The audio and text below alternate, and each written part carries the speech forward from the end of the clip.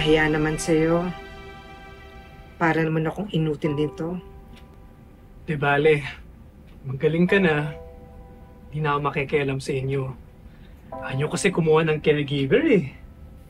Talagang hindi. Mamaya, lasunin pa ako nun. Eh di lalo na padali ang buhay ko.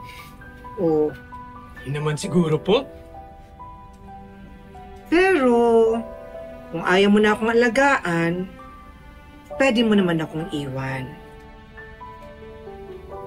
Tyrone, wala kang obligasyon sa akin.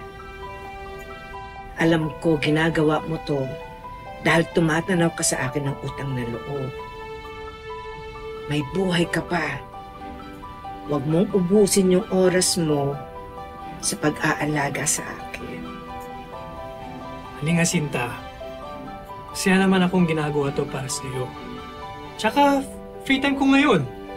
Mamaya pa naman ang school ko.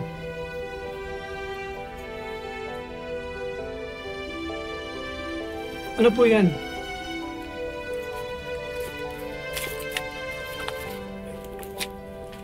Hindi po, okay na po Baan mo yan ako. sa school. Sige na. Sa'yo yan.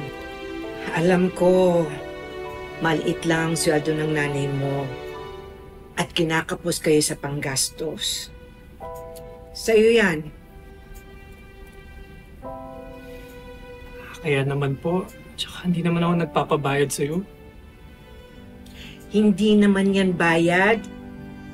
Bigay ko yan sa'yo kasi mapait ka sa akin.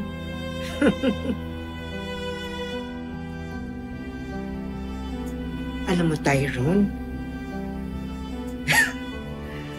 kakaiba ka. Naging malupit ako sa inyo, pero sinuklian mo ng kabaitan sa akin. Hindi tayo magkadugo, pero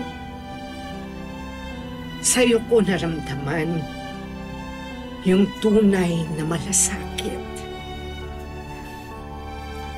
Salamat ha. Salamat at tinuring mo ko na hindi ibang tao.